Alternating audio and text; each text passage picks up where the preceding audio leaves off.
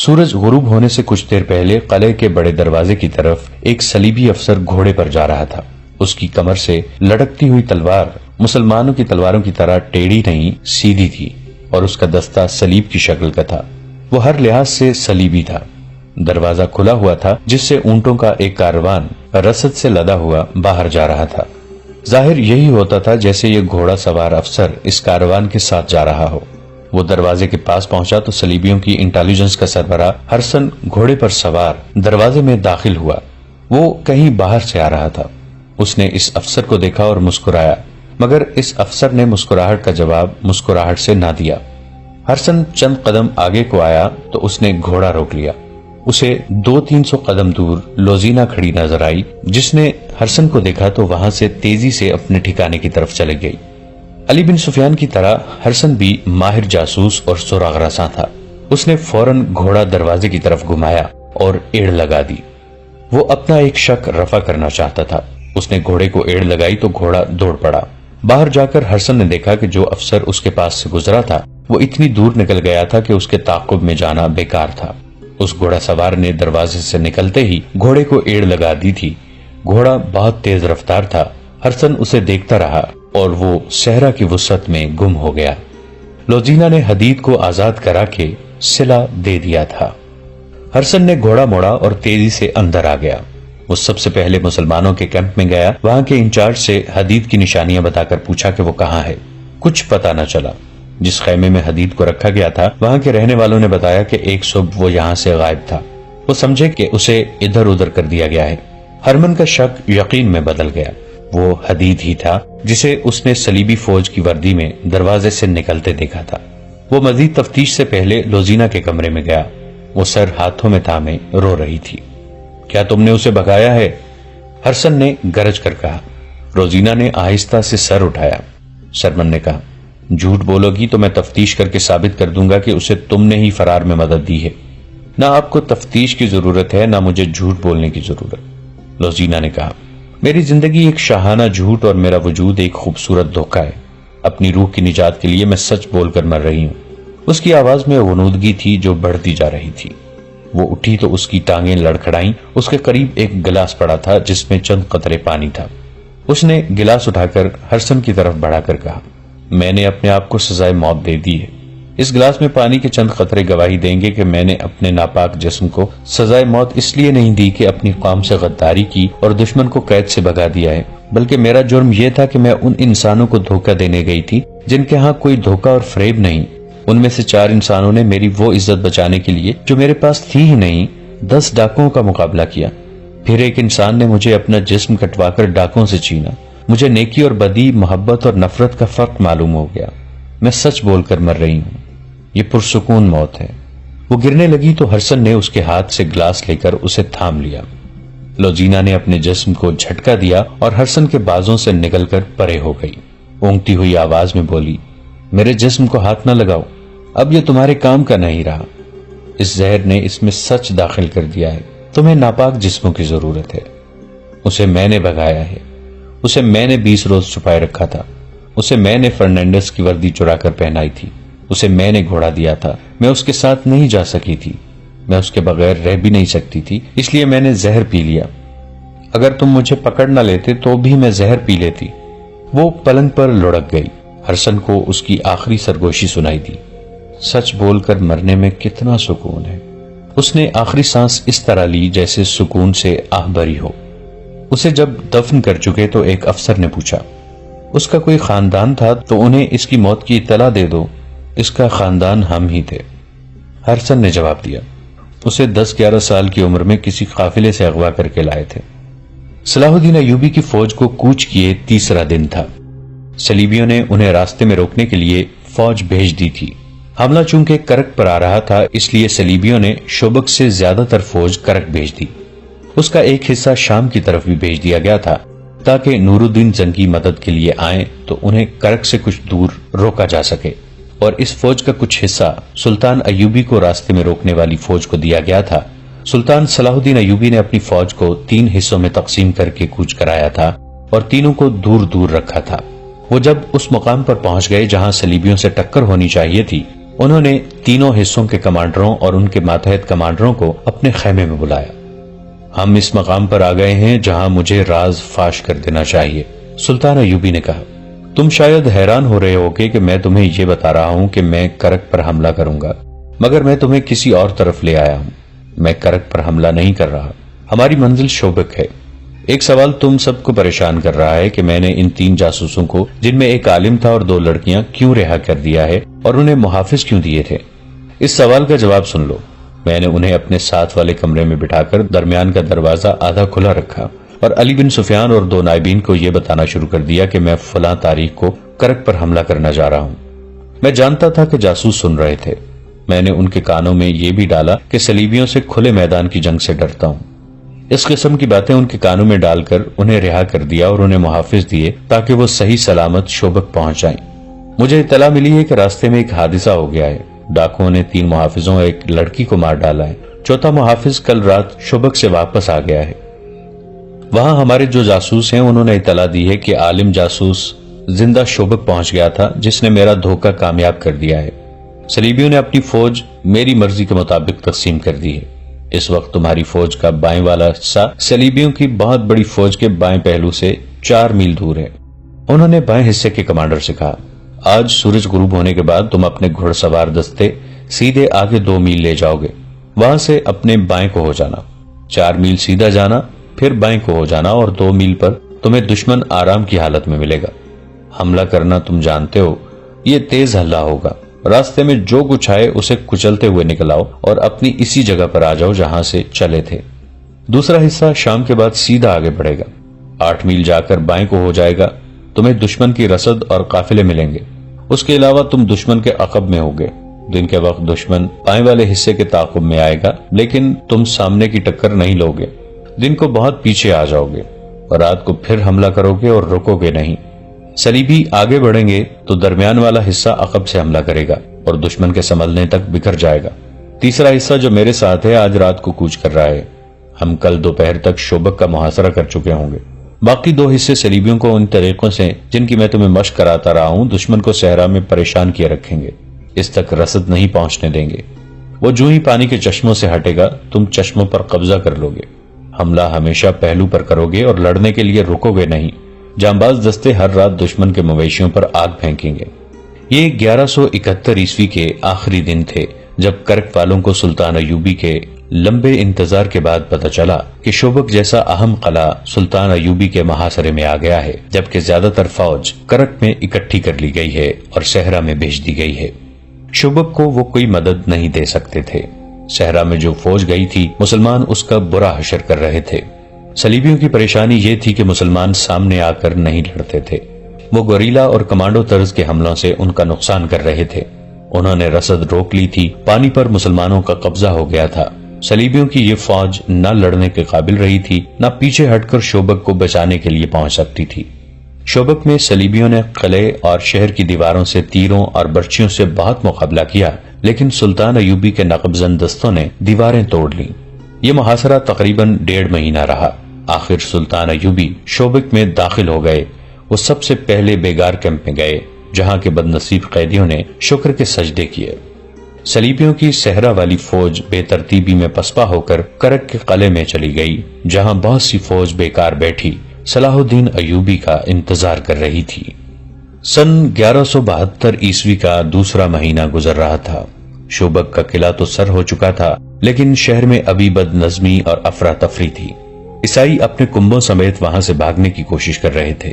کچھ بھاگ بھی گئے تھے۔ انہیں ڈر یہ محسوس ہو رہا تھا کہ جس طرح انہوں نے شوبک کے مسلمان باشندوں پر ظلم و تشدد روا رکھا تھا، اسی طرح اب مسلمان ان کا جینا حرام کر دیں گے۔ اس انتقامی کارروائی سے وہ اتنے خوفزدہ ہوئے کہ انہوں نے جب اپنی فوج کو قلعے سے بھاگتے سلطان ایوبی کے تیر اندازوں کے تیروں سے مرتے اور ہتھیار ڈالتے دیکھا تو بال بچوں کو لے کر گھروں سے نکلنے لگے۔ مسلمان سپاہ نے انہیں جانے نہیں دیا تھا۔ سالاروں اور کمانداروں نے اپنے طور پر حکم دے دیا تھا کہ شہر سے کسی شہری کو کہیں جانے نہ دیا جائے۔ چنانچہ سپاہی بھاگنے والے عیسائیوں کو ریگستان کے دور دراز راستوں، گوشوں اور ٹیلوں کے علاقوں سے روک روک کر واپس بھیج رہے تھے۔ یہ لوگ دراصل اپنے اور اپنے حکمرانوں کے گناہوں کی سزا سے بھاگ رہے تھے۔ انہوں نے یہاں کے مسلمانوں کو کیڑے مکوڑے بنا رکھا تھا۔ مسلمانوں کا کیمپ اس کا منہ بولتا ثبوت تھا۔ سلطان ایوبی کو اس کیمپ کا علم تھا۔ وہ شوبک میں داخل ہوتے ہی اس کیمپ میں پہنچے تھے۔ ایک اندازے کے مطابق وہاں 2000 کے قریب مسلمان قید تھے۔ یہ 2000 لاشیں تھیں۔ ان سے مویشیوں کی طرح کام لیا جاتا تھا، ان سے غلاظت تک کٹوائی جاتی تھی۔ ان میں بہت سے ایسے بھی تھے جو یہاں جوانی میں لائے گئے تھے اور بوڑھے ہو چلے تھے۔ وہ بھول گئے تھے کہ وہ انسان ہیں۔ ان میں پہلی لڑائیوں کے جنگی قیدی بھی تھے، اور ان میں ان بد نصیبوں کی تعداد زیادہ تھی جنہیں صلیبیوں نے قافلوں سے اور شہر سے پکڑ کر کیمپ میں ڈالا تھا۔ یہ امیر کبیر تاجر تھے یا خوبصورت لڑکیوں کے باپ تھے۔ ان سے دولت، مال اور لڑکیاں چھین لی گئی تھیں۔ ان میں شہر کے وہ مسلمان بھی تھے جن کے خلاف یہ الزام تھا کہ وہ سلطنت اسلامیہ کے وفادار اور صلیب کے دشمن ہیں۔ شہر میں جو مسلمان رہتے تھے وہ نماز اور قرآن گھروں میں چھپ چھپ کر پڑھتے تھے، وہ بھی اس طرح کی آواز باہر نہ جائے۔ وہ معمولی حیثیت کے عیسائیوں کو بھی جھک جھک کر سلام کرتے تھے۔ اپنی جوان بیٹیوں کو تو وہ پردے میں ہی رکھتے تھے، اپنی معصوم بچیوں کو بھی وہ باہر نہیں نکلنے دیتے تھے۔ عیسائی خوبصورت بچیوں کو اغوا کر لیتے تھے۔ سلطان ایوبی نے جب ان 2000 زندہ لاشوں کو دیکھا تو ان کے آنسو نکل آئے تھے۔ انہوں نے کہا تھا، ان مظلوموں کو آزاد کرانے کے لیے میں پوری کی پوری سلطنت اسلامیہ کو داؤ پر لگا سکتا ہوں۔ انہوں نے ان کی غذا اور ان کی صحت کے لیے فوری احکامات جاری کر دیے تھے اور کہا تھا کہ ابھی انہیں اسی جگہ رکھا جائے اور انہیں بستر مہیا کیے جائیں۔ سلطان کے پاس ابھی ان کی کہانیاں سننے کے لیے وقت نہیں تھا۔ انہیں ابھی باہر کی کیفیت کو قابو میں لانا تھا۔ باہر کا یہ عالم تھا کہ جنگ ابھی جاری تھی، جس کی نوعیت کھلی جنگ کی سی نہیں تھی۔ صورت یہ تھی کہ صلیبی فوج جو سلطان ایوبی کے دھوکے میں آ کر کرک اور شوبک سے دور ان کی فوج کو روکنے کے لیے چلی گئی تھی، وہ بکھر کر پسپا ہو رہی تھی۔ مسلمان دستے اس پر شبخون مار مار کر اور زیادہ برا حال کر رہے تھے۔ سلطان ایوبی کو اطلاعیں مل رہی تھیں کہ بعض جھڑپوں میں ان کے دستے گھیرے میں آ کر نقصان اٹھا رہے تھے۔ یہ خطرہ بھی تھا کہ کرک کے قلعے میں جو صلیبی فوج ہے وہ صحرا میں پھنسی اور بکھری ہوئی اپنی فوج کی مدد کے لیے بھیج دی جائے گی۔ اس صورتحال کے لیے سلطان ایوبی کے پاس فوج کی کمی تھی۔ مصر سے وہ کمک نہیں منگوانا چاہتے تھے کیونکہ وہاں کی سازشیں دبی نہیں تھیں۔ معزول کی ہوئی فاطمی خلافت کے حامی درپردہ سازشوں میں مصروف تھے۔ سوڈانی حبشی الگ طاقت جمع کر رہے تھے۔ ان دونوں کو صلیبی مدد دے کر سلطان ایوبی کے خلاف متحد کر رہے تھے۔ سب سے بڑا خطرہ یہ تھا کہ متعدد مسلمان سیاسی اور فوجی سربراہ بھی سلطان ایوبی کے خلاف درپردہ کارروائیوں میں مصروف تھے۔ یہ ایمان فروشوں کا ٹولہ تھا جو اقتدار کے حصول کے لیے اسلام دشمنوں کے ساتھ ساز باز کر رہا تھا۔ انہوں نے حشیشین کے پیشہ ور قاتلوں کی خدمات بھی حاصل کر لی تھیں جنہوں نے سلطان ایوبی کے قتل کا منصوبہ بنا لیا تھا۔ صلاح الدین ایوبی نے کئی بار کہا تھا کہ صلیبیوں کی یہ کتنی بڑی کامیابی ہے کہ وہ میرے ہاتھوں مسلمانوں کو قتل کرا رہے ہیں۔ وہ بے شک ایمان فروش ہیں جنہیں میں نے غداری کی پاداش میں سزائے موت دی ہے، لیکن وہ مسلمان تھے، کلمہ گو تھے۔ کاش یہ لوگ اپنے دشمن کو پہچان لیتے۔ اب جب کہ شوبک کا قلعہ ان کے قدموں میں تھا اور وہ قلعے کی دیوار پر اپنے فوجی مشیروں وغیرہ کے ساتھ گھوم رہے تھے، انہیں شہر کے مسلمان باشندے گروہ در گروہ ناچتے اور اللہ اکبر کے نعرے لگاتے نظر آ رہے تھے۔ اونٹوں پر شہیدوں کی لاشیں اور زخمی لائے جا رہے تھے۔ سلطان ایوبی گہری سوچ میں کھوئے ہوئے تھے۔ ان کا دستِ راست بہاؤالدین شداد اپنی یادداشتوں میں لکھتا ہے، صلاح الدین کے چہرے پر فتح و نصرت کا کوئی تاثر نہیں تھا۔ خوشیاں منانے والے شوبک کے مسلمانوں کا ایک گروہ دف اور شہنائی کی تال پر ناچتا اس دیوار کے دامن میں آن رکا جہاں ہم کھڑے تھے۔ صلاح الدین ایوبی انہیں دیکھتا رہا۔ لوگ اسے دیکھ کر پاگلوں کی طرح ناچنے لگے۔ ایوبی کے ہونٹوں پر مسکراہٹ تک نہ آئی۔ انہوں نے ان لوگوں کے لیے ہاتھ تک نہیں ہلایا، بس دیکھ رہے تھے۔ گروہ میں سے کسی نے بلند آواز سے کہا، صلاح الدین نجم الدین ایوب، تم شوبک کے مسلمانوں کے لیے پیغمبر بن کر اترے ہو۔ وہ لوگ عربی نسل کے تھے، ایک دوسرے کو باپ کے نام سے پہچانتے اور پکارتے تھے، اس لیے ان میں بیشتر صلاح الدین ایوبی کو ابن ایوب یا بن نجم کہتے تھے۔ سلطان ایوبی کرد نسل سے تھا۔ ناچنے والوں میں سے کسی نے نعرہ لگایا، کرد کے بچے، ہم تیری پیغمبری کو سجدہ کرتے ہیں۔ صلاح الدین ایوبی یکلخت بیدار ہو گیا، تڑپ کر بولا، انہیں کہو مجھے گنہگار نہ کریں، میں پیغمبروں کا غلام ہوں، سجدے کے لائق صرف اللہ کی ذات ہے۔ میں نے سلطان کے ایک محافظ سے کہا، بھاگ کر جاؤ اور ان لوگوں سے کہو کہ ایسے نعرے نہ لگائیں، امیر مصر ناراض ہوتے ہیں۔ محافظ جانے لگا تو ایوبی نے اسے روک کر کہا، آرام سے کہنا، ان کا دل نہ دکھانا، انہیں ناچنے دو، انہیں گانے دو، انہوں نے جہنم سے نجات حاصل کی ہے، میری زندگی ان لوگوں کی خوشیوں کے لیے وقف ہے۔ وہ اور کچھ نہ کہہ سکے کیونکہ ان کی آواز بھرا گئی تھی۔ یہ جذبات کا غلبہ تھا۔ انہوں نے منہ پھیر لیا، وہ ہم سب سے اپنے آنسو چھپا رہے تھے۔ کچھ دیر کے بعد انہوں نے ہم سب کی طرف دیکھا اور کہا، ہم ابھی فلسطین کی دہلیز پر پہنچے ہیں، ہماری منزل بہت دور ہے، ہمیں شمال میں وہاں تک جانا ہے جہاں سے بحر روم کا ساحل گھوم کر مغرب کو جاتا ہے، ہمیں سرزمین عرب سے آخری صلیبی کو دھکیل کر بحر روم میں ڈبونا ہے۔ وہیں سلطان ایوبی نے اپنے متعلقہ مشیر کو حکم دیا کہ سارے شہر میں منادی کرا دو کہ کوئی غیر مسلم اس خوف سے شہر سے نہ بھاگے کہ مسلمان انہیں پریشان کریں گے۔ کسی مسلمان فوجی یا شہری سے کوئی تکلیف پہنچے تو وہ قلعے کے دروازے پر شکایت کرے، اس کا ازالہ کیا جائے گا۔ انہوں نے زور دے کر کہا کہ ہم کسی کے لیے تکلیف اور مصیبت کا نہیں، پیار اور محبت کا پیغام لائے ہیں۔ اگر کسی نے اسلامی حکومت کے خلاف کوئی بات یا حرکت کی تو اسے اسلامی قانون کے تحت سزا دی جائے گی جو بہت سخت ہوگی، اور یاد رکھو کہ اسلامی قانون سے نہ کوئی غیر مسلم بچ سکتا ہے نہ مسلمان۔ اس کے ساتھ ہی انہوں نے حکم دیا کہ شہر میں اگر کوئی صلیبی فوجی یا جاسوس چھپا ہوا ہے یا اسے کسی نے اپنے گھر میں پناہ دی ہے تو وہ فوراً اپنے آپ کو مسلمان فوج کے حوالے کر دے۔ سلطان ایوبی کی فوج قلعے کی ایک دیوار توڑ کر اندر گئی تھی۔ انہوں نے حکم دے رکھا تھا کہ قلعے کے اس حصے پر فوراً قبضہ کیا جائے جہاں صلیبیوں کے محکمہ جاسوسی کا مرکز تھا۔ ان کے جاسوسوں نے انہیں اس مرکز کے متعلق بہت سے معلومات دی تھیں اور رہنمائی بھی کی تھی، مگر صلیبی اتنے اناڑی نہیں تھے۔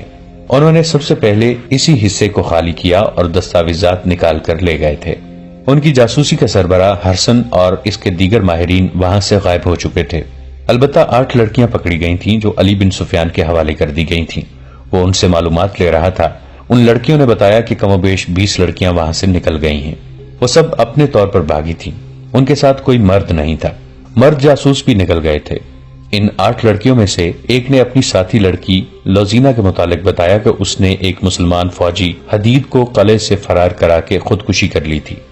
شوبک میں امن اور شہری انتظامات بحال کرنے کی سرگرمیاں تھیں اور کرک میں شوبک پر حملے اور اسے سلطان ایوبی سے چھڑانے کی اسکیمیں بن رہی تھیں، لیکن صلیبی حملے کے لیے اتنی جلدی تیار نہیں ہو سکتے تھے جتنا وہ سمجھتے تھے۔